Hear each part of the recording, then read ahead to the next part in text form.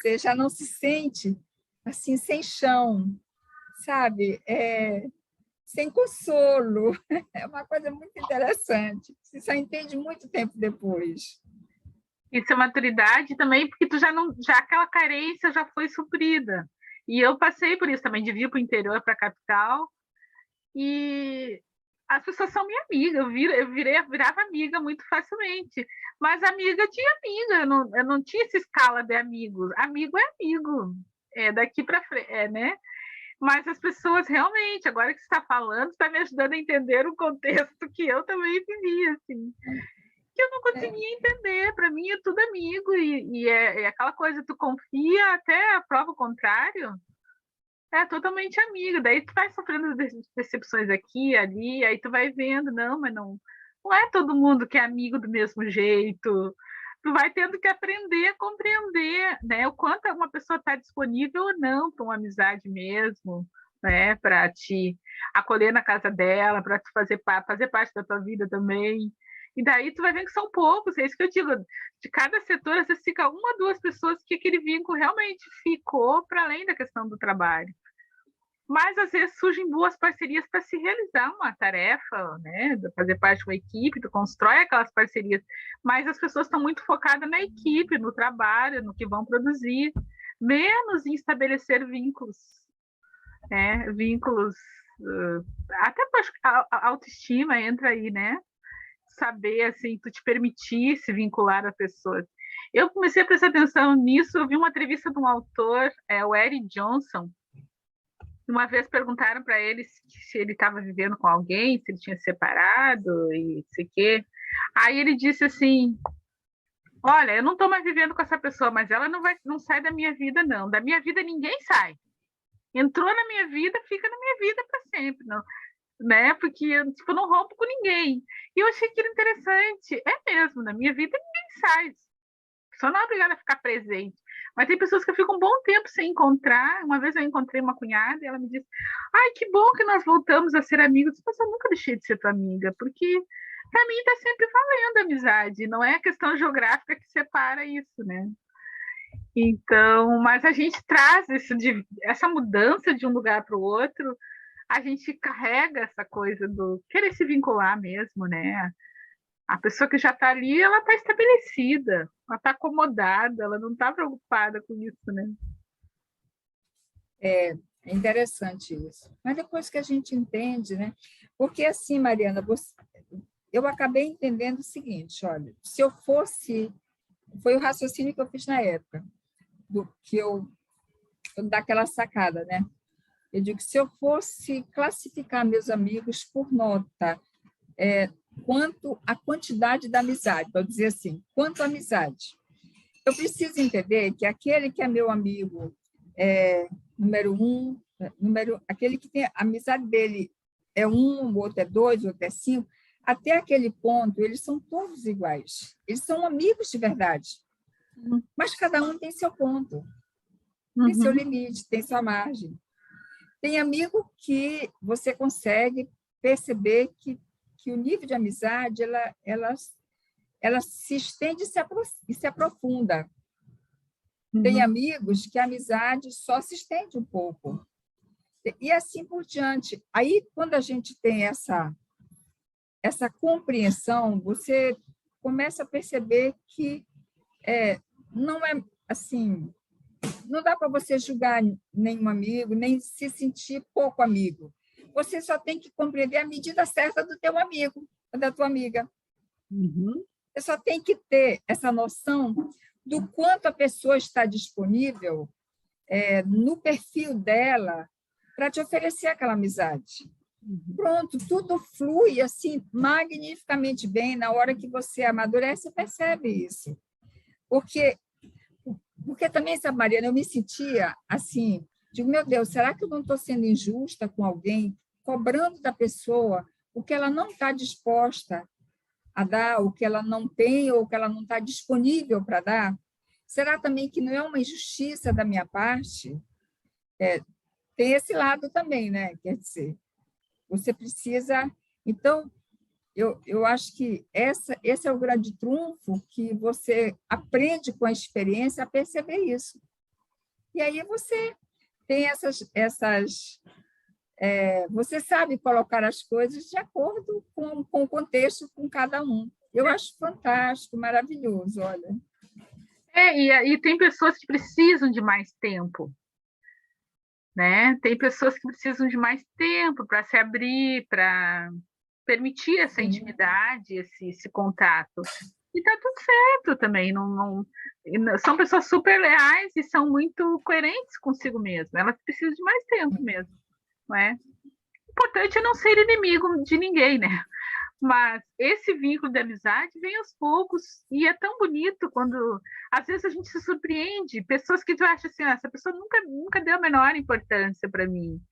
Daqui a pouco tu encontra a pessoa e a pessoa te fala um monte de coisa que nunca nem percebi. Acabo de derrubar aqui. E eu nem percebi que havia essa simpatia entre nós, né? E assim acontece, né? Então, a gente ser menos exigente, eu acho, com o outro também, não é? Menos, não cobrar, não rotular, não criar expectativas também demais, né? Deixar o fluir, né? Eu acho que você está certa. Essa atenção que... E a gente aprende muito nesse projeto do Haroldo, essa atenção para com as relações, né? É muito interessante. Eu acho que é por aí mesmo. A gente tem que ter cuidado, mas procurar não ser omissa, procurar não ser invasiva e deixar, assim, como é que eu posso dizer, Mariana, não levar tudo ali a ferro e fogo, a risca, com milhões de interpretações, assim, mas porque se falou isso, porque sabe, é muito complicado isso às vezes. Mas estava... Eu já vi, o que é legal, às vezes eu brinco, eu digo, olha, quando você vai, os anos vão passando, você vê muita coisa. E, às vezes, você vê muita coisa durante muito tempo, e, às vezes, já faz muito tempo que você deixou de ver, apesar de ter visto por muito tempo. É muito engraçado. Então, eu às vezes, observo assim, algumas colocações, não porque fulano estava falando comigo, mas estava de braço cruzado, de perna cruzada. Eu digo, gente, eu quero olhar para os olhos da pessoa, eu quero sentir a alma da pessoa. Eu sei que tudo isso tem um estudo, tem um significado, mas eu não sou especialista nisso, eu quero sentir a pessoa. Eu quero sentir a pessoa, sabe? Não quero me arriscar, queimar uma relação, uma amizade, por conta de um momento... Quantas vezes a gente não se sente insegura, Mariana? Está conversando com alguém e ou você está insegura pelo que a pessoa diante de ti representa, ou porque o assunto você não domina bem, ou porque você está se sentindo meio constrangida de falar daquilo. Quantas vezes não bate assim? Ou então simplesmente porque a insegurança aparece e pronto, não tem explicação. Você para e diz assim, eu domino bem isso, por que eu estou atrapalhada para encontrar as palavras? Acontece, né? Quer dizer, então, assim, o que eu acho bonito, gostoso, é, assim, olhar para a pessoa, sabe? Olhar para a pessoa e deixar esses julgamentos de lado, porque eles não te conduzem a muito longe, eles acabam te atrapalhando, né? E eu acho que, pelo menos a minha experiência de vida, depois de todas essas compreensões e de todas essas experiências, tem sido muito gratificante nesse sentido, Mariana, da minha relação com as pessoas. E olha que eu nunca fui aquela pessoa assim, cheia de amigos. Tem gente que... Eu tenho um filho, Mariana, que é a coisa mais engraçada. Todo mundo é amigo dele. É uma pessoa levíssima, Ele é sabe? Assim, é. Todo mundo é meu amigo. Quando ele era adolescente, dizia, meu filho... Não, mamãe, meu amigo. Meu filho, que hora você conhecia esse seu amigo? Não, mamãe, eu conheci esse meu amigo ontem no jogo de futebol. Ele, tá bom, meu filho. Tá bom, meu filho. Entendeu? É o perfil dele, mas é uma pessoa, muito, graças a Deus, tranquila, muito equilibrada. É o pai das netas. É o pai das netas, entendeu? Mas já tem outras pessoas que já não têm esse perfil assim de ter milhões de amigos, mas são pessoas abertas à amizade. Né? Eu tenho a impressão que eu estou mais por aí. Eu estou sempre aberta à amizade, mas assim, chegar, não é aquela pessoa de chegar assim, cheguei, todo mundo olha, todo mundo sabe. Você vê que eu não me manifesto muito nos grupos, eu leio tudo. Às vezes leio um pouco atrasada por causa de algumas circunstâncias assim que não me deixam acompanhar na hora, mas eu leio tudo, entendeu? Me coloco aqui e ali, mas como eu gosto de estar nesses grupos, Mariana, eu não quero ficar distante de vocês. Cabeça é uma sentença, traz uma imagem, o pessoal ali é bom de conversa mesmo, né? O pessoal do mentoria e tem interesse de ajudar. Eles colocam uma dificuldade, já vem alguém propondo alguma coisa, não só ali no grupo, às vezes até no individual, vem, olha, se tu fizer assim e tal. Eu acho bem legal isso, é bem construtivo, porque às vezes a gente está em grupos que é muito da crítica, né? É tipo aqui, tu dá uma lista de 5 coisas. Ah, mas a sexta coisa ali tu não estava certo. Então, muitas vezes, essa questão também, a crítica pela crítica. Porque pode haver crítica, mas traz uma sugestão em cima dessa crítica, né? Olha, acho que não é legal assim, mas se tu fizer assim... E eu vejo esse grupo diferente, eu vejo esse grupo que eles sempre trazem alguma alternativa. Sempre penso, te ajuda a pensar mesmo uma solução, né? E essa questão de amizade, o que eu vi? Que tem amigos, como tu disseste, né? Nota 1, 2, 3, não é nota, mas é tipo assim, tem aqueles que tu pode convidar para um café, sim, que vai aceitar o café e vai, né? Tem aqueles com quem tu pode planejar uma viagem, que é legal, que curte. Tem aqueles que tu pode combinar uma saída no teatro e tá disponível.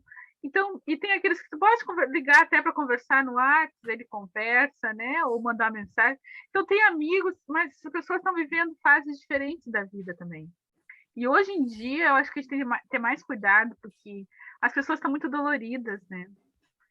E às vezes dores ocultas, às vezes dores ligadas a amigos, a perda de pessoas que elas querem, nem é delas, mas de algum amigo que está tendo uma perda importante.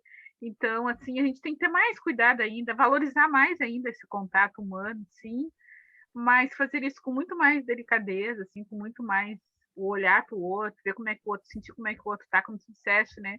Sentir como é que o outro está. Às vezes uma pessoa que nunca falou contigo, nunca olhou para ti, mas tu olha para ela e tu vê que aquele dia ela não tá legal, né?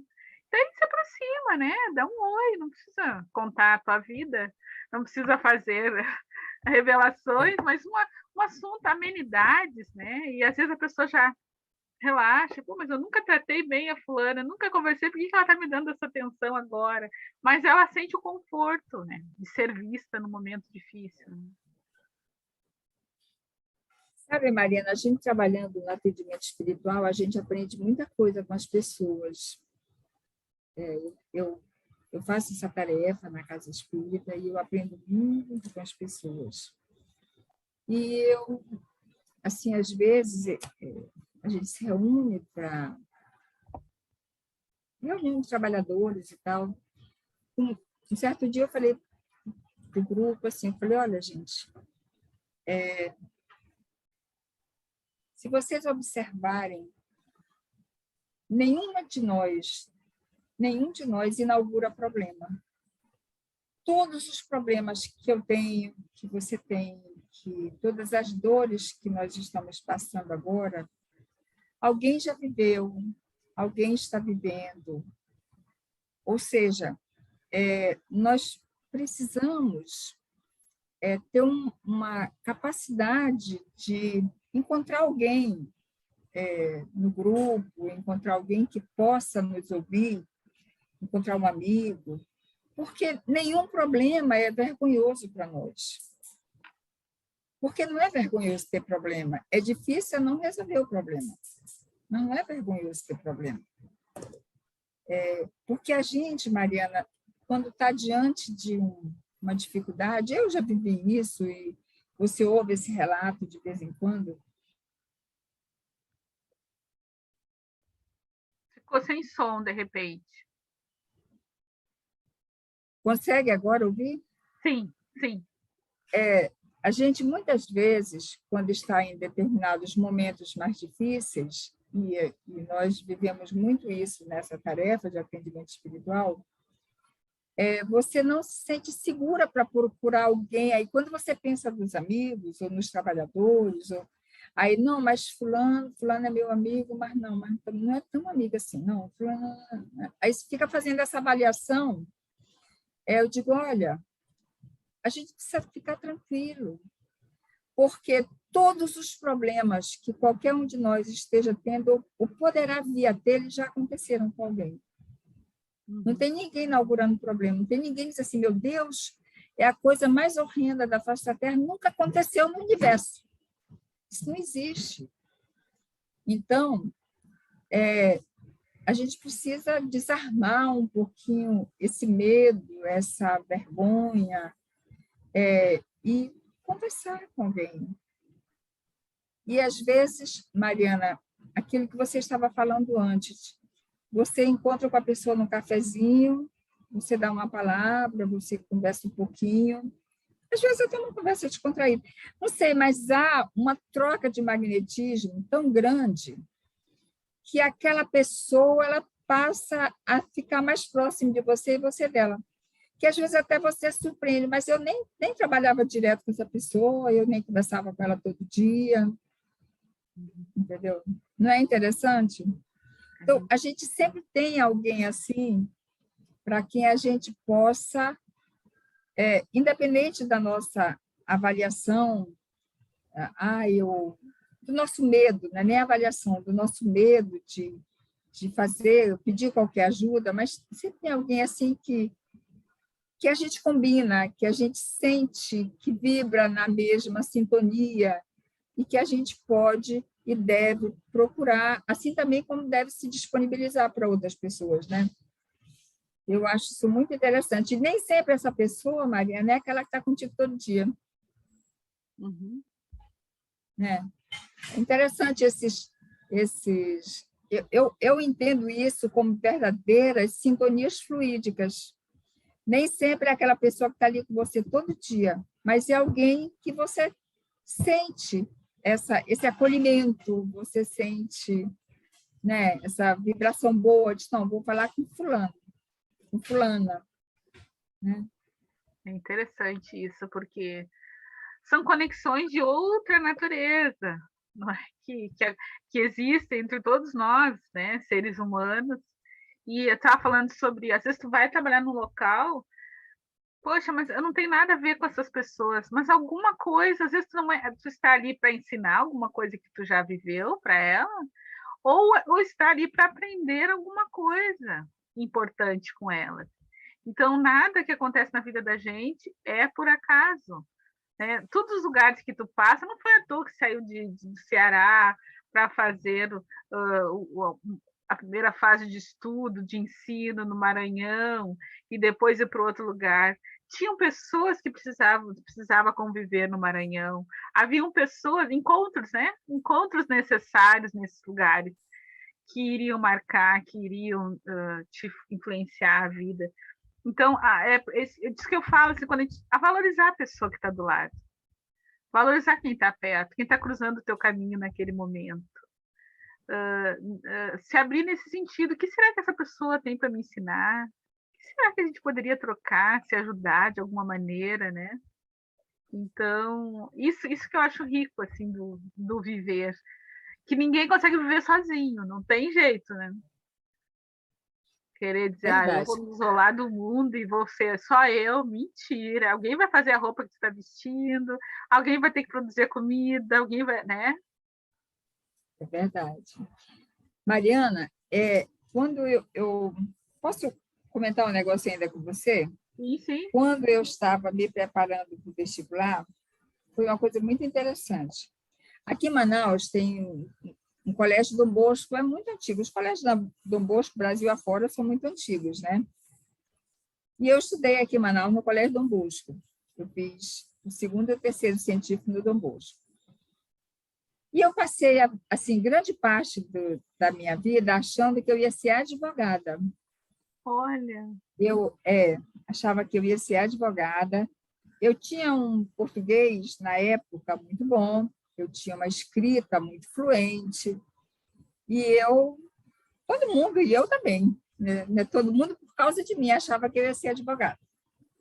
Aí, bom, no ano que eu fazia o terceiro ano aqui no Dom Bosco, eles criaram um pré-vestibular chamado Boechat.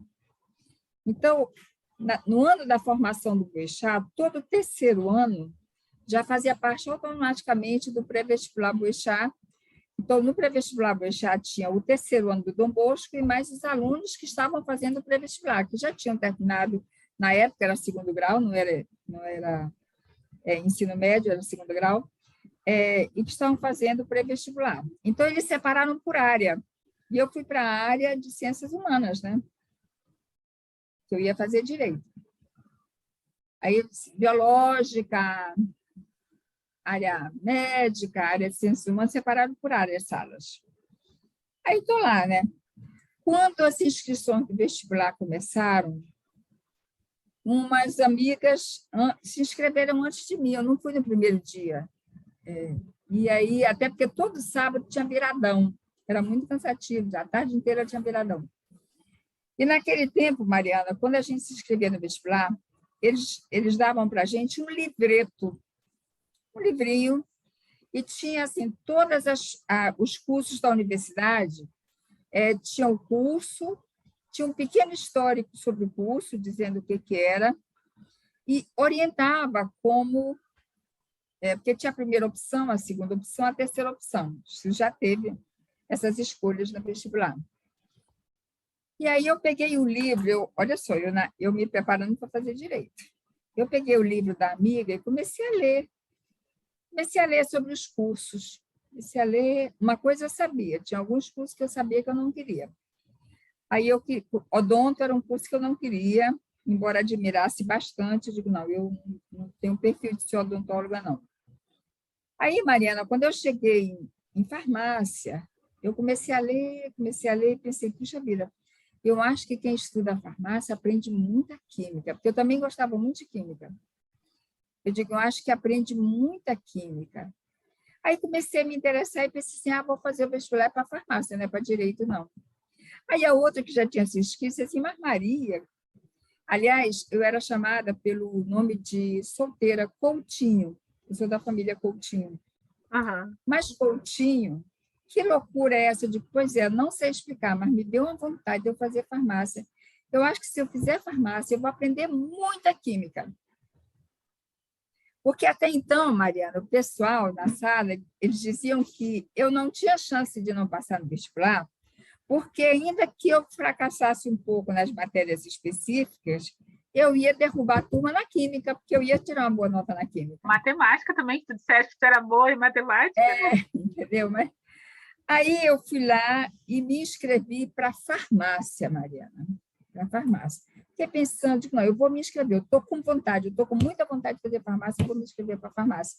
E passei para farmácia, entendeu?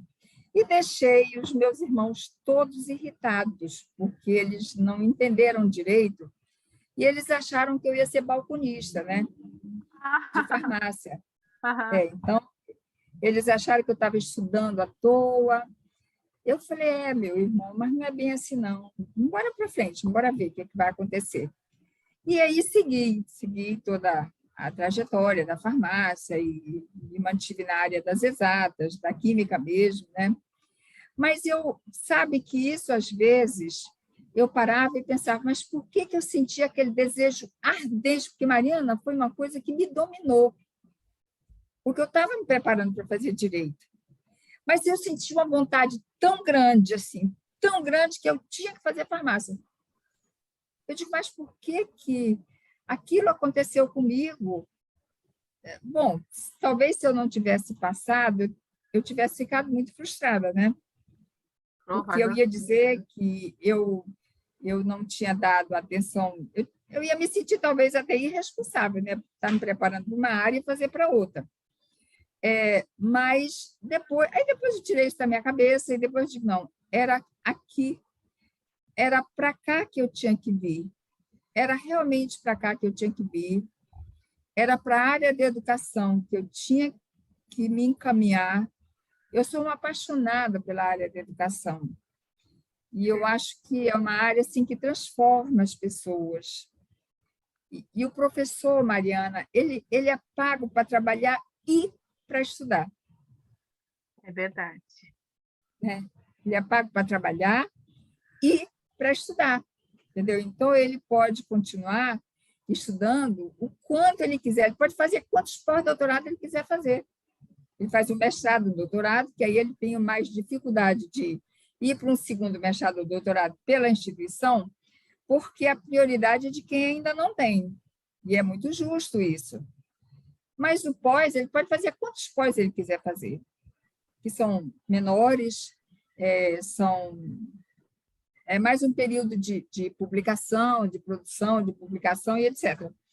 Mas é uma história muito interessante, olha, porque foi um certo domínio inconsciente exercido sobre mim. Mas isso é o que eu estava lendo outro dia sobre vocação, né? É aquilo que a tua alma traz como missão para o mundo. E ela se manifesta. E às vezes, depois da primeira faculdade, é que tu vai descobrir quantos falam assim, olha, eu fiz medicina porque tinha que fazer e depois eu me tornei músico, né? Ou tem aquele jogador que era o Sócrates, né? Que era médico e jogava futebol. É a vocação, né? E eu acho que se tu está uma pessoa mais reflexiva, tu consegue ouvir esse chamado da alma mais cedo. E eu me lembro que eu, quando entrei no segundo grau, eu fiz um teste vocacional. Né? A gente fez uma série de exercícios para ver qual era a nossa vocação, porque ali poderia fazer enfermagem, magistério, tinha ciências contábeis, e ali eles já queriam dar um direcionamento para nós de acordo com o perfil. E foi muito legal, porque eu fui fazer prova na enfermagem, eu fiz um psicotécnico e uma entrevista com uma enfermeira, que era diretora da escola de enfermagem, e eu me lembro que ela me perguntou por que eu queria fazer enfermagem. Se eu conhecia alguma enfermeira, algum médico que eu admirava, alguma coisa assim. E eu tinha nascido em parto domiciliar, nunca nem tinha tido contato, porque naquela época, lá no interior, a gente ia para o médico e ficava doente, não tinha esse controle regular que tem hoje, né? Então, eu não tinha nenhuma referência de médico ou de enfermeira, mas era um chamado da minha alma. Eu me lembro que eu respondi para ela assim, essa necessidade de ter que ajudar os outros. Era isso que veio, assim, até hoje, mas por que eu tinha que ter que ajudar? E aí, quando ela ouviu isso, então ela me botou lá, que me indicou como indicada para fazer enfermagem. E foi a primeira pessoa, né, para essa área na família e tudo, assim, foi onde fui abrindo. Então, a alma da gente traz esse talento, né, esse chamado para desenvolver algumas coisas mais do que outras, né? Não impede que desenvolva outras, mas a gente tem aquilo que é o principal, que é o nosso foco, né? E a gente poder escutar isso. E o papel da família também é nos ajudar a nos reconhecer, né? Qual é a nossa tendência, quais são os talentos que a gente manifesta, mas nem sempre a família está preparada para nos ajudar, né? Aí descobrindo assim nossas habilidades, nossos talentos, né? Nossas tendências. Tu sabe, Mariana, minha mãe, que tinha essa cabeça grandiosa que eu lhe falei, ela, até por não ter um nível de... Minha mãe estudou, a gente já era grande. Você tem noção da vontade que ela tinha de estudar, ela fez.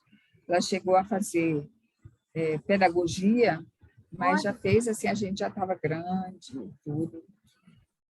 Mas ela deixava a gente assim, muito livre para o que a gente quisesse ser. Ela dizia que só tinha que ser de verdade. Se escolhesse alguma coisa para fazer, tinha que realmente fazer aquilo de corpo, de alma e de mente. Era uma expressão muito interessante que ela usava, de corpo, de alma e de mente. Então, a gente teve essa certa liberdade.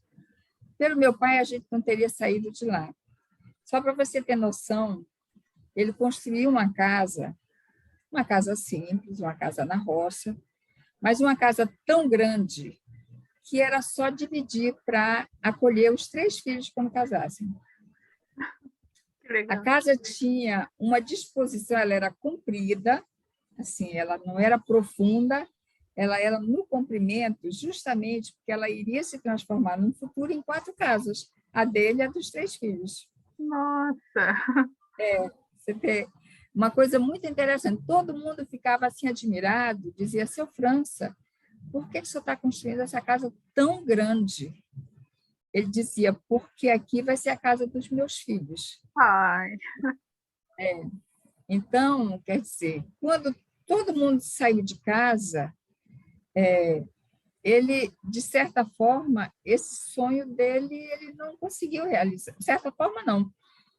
Ele não conseguiu realizar esse sonho dele. Ele, assim, nunca criou problema, mas a gente via que, no fundo, ele gostaria de ter realizado esse sonho, de ter os 3 filhos ali, juntinho, casados, os netos todos próximos, mas acaba que ninguém ficou. Mariana, eu sou a mais velha, eu saí, em seguida meus irmãos saíram também, realmente não dava para ficar. não, Não dá para ficar, entendeu? Você começa a perceber que você pode fazer coisas diferentes, que você pode crescer, que você pode realizar seus sonhos, né? A não ser aquele que, como ele, o sonho era o campo. Ele era realizado no campo. Se não tiver alguém realizado assim, não fica, não fica. Fica infeliz, né? Realmente não tem como ser feliz num lugar que não... Não fica. E que coisa linda essa história. Não, a gente tem muita conversa ainda, né? E por isso que eu te convido já para a gente poder ter outros cafés para dar continuidade.